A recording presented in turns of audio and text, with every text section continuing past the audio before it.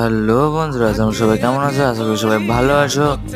তো সামনে তো রথযাত্রা, তাই একটা জগন্নাথ দেবের ছবি আঁকছি। তোমরা দেখো, সবাই দেখে বলো কেমন হয়েছে, কমেন্টে জানিও।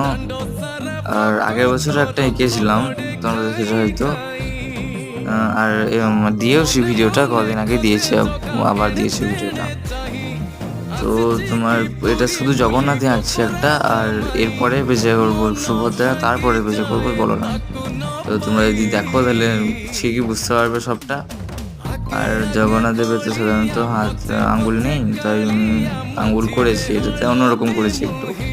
আর সুদর্শন চক্র আর শঙ্খ করেছি, আর গলার হার করেছিলাম, কিন্তু ওটা ভালো লাগছিল না, তাই পুঁথি দিয়ে যেটা হয় সে দিয়ে করেছি, আর ওড়না করে দিয়েছি।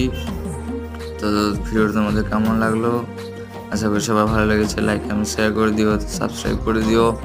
তো যাবার আগে রাধে রাধে।